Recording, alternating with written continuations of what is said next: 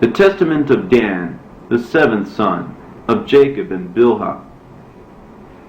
A copy of the words of Dan, which he spoke to his sons at the last of his days, in the 150th year of his life. Assembling his clan, he said, Sons of Dan, hear my words. Give heed to what is uttered by the mouth of your father. I have made proof in my heart and in my life that truth with honest dealings is good and well-pleasing to God, while falsehood and anger are evil because they instruct mankind thoroughly in every evil. My children, I confess to you today that in my heart I rejoiced over the death of Joseph, a man who was true and good. I was glad about the sale of Joseph because Father loved him more than the rest of us. For the spirit of jealousy and pretentiousness kept saying to me, You too are his son. And one of the spirits of Beliar was at work within me, saying, Take this sword, and with it kill Joseph. Once he is dead, your father will love you.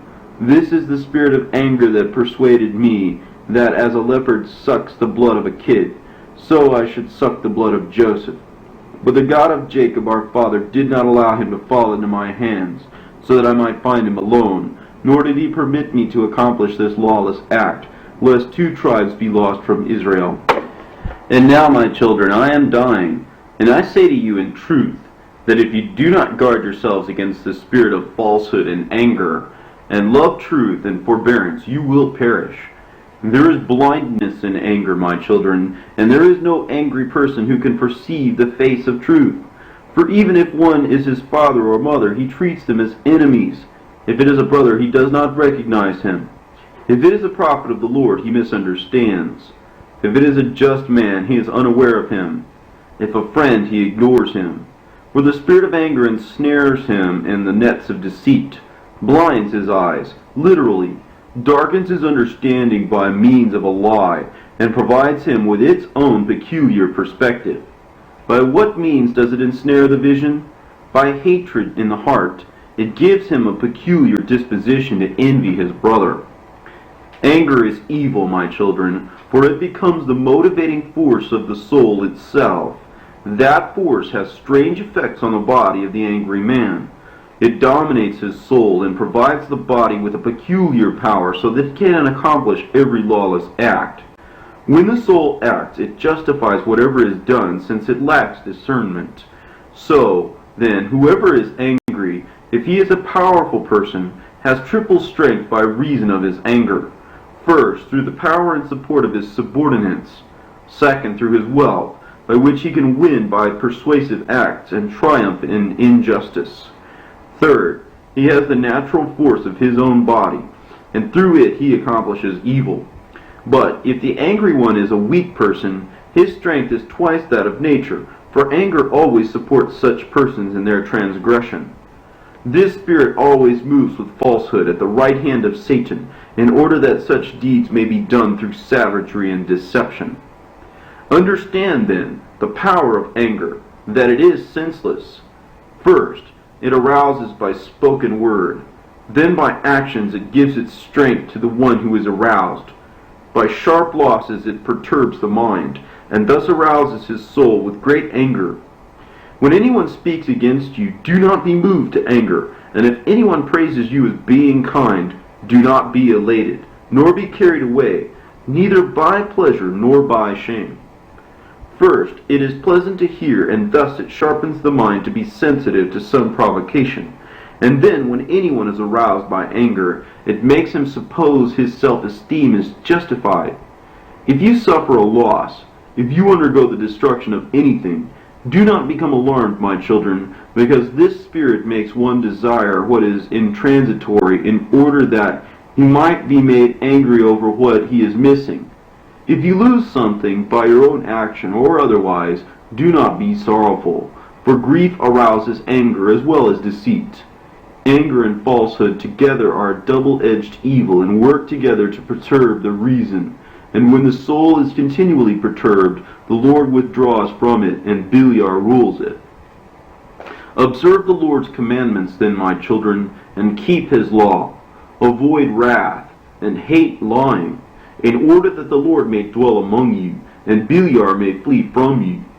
Each of you speak truth clearly to his neighbor, and do not fall into pleasure and troublemaking, but be at peace, holding to the God of peace.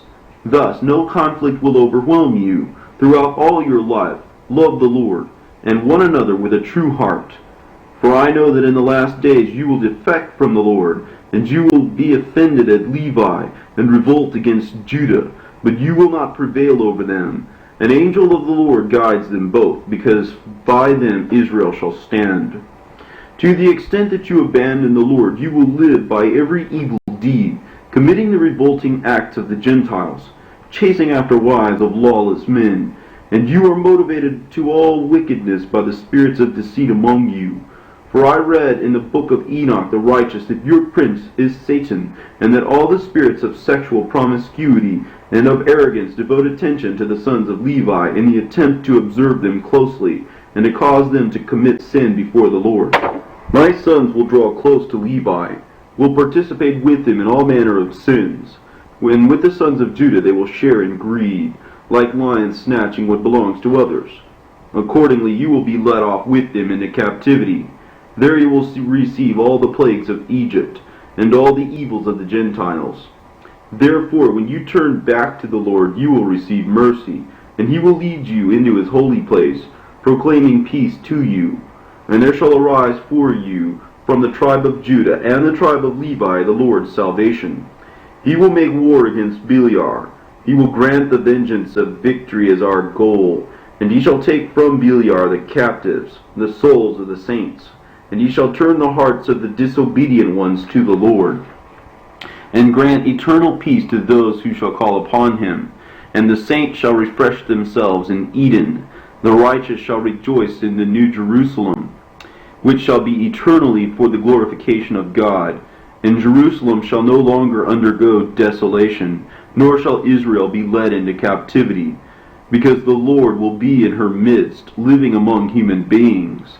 The Holy One of Israel will rule over them in humility and poverty, and he who trusts in him shall reign in truth in the heavens. And now, fear the Lord, my children. Be on guard against Satan and his spirits. Draw near to God and to the angel who intercedes for you, because he is the mediator between God and men for the peace of Israel. He shall stand in opposition to the kingdom of the enemy. Therefore the enemy is eager to trip up all who call on the Lord, because he knows that on the day in which Israel trusts, the enemy's kingdom will be brought to an end. This angel of peace will strengthen Israel so that it will not succumb to an evil destiny. But in Israel's period of lawlessness, it will be the Lord who will not depart from her, and therefore she will seek to do his will. For none of the angels is like him. His name shall be everywhere throughout Israel, and the Savior will be known among the nations. Keep yourselves from every evil work, my children, and cast aside anger and every lie. Love truth and patience. What you have heard from your father pass on to your children, so that the Father of nations may accept you. For he is true and patient, lowly and humble, exemplifying by his actions the law of God. Forsake all unrighteousness and cling to the righteousness of the law of God, and bury me near my fathers. When he had said this, he kissed them and slept in eternal sleep. And his sons buried him, and later they carried his bones to be near Abraham, Isaac, and Jacob.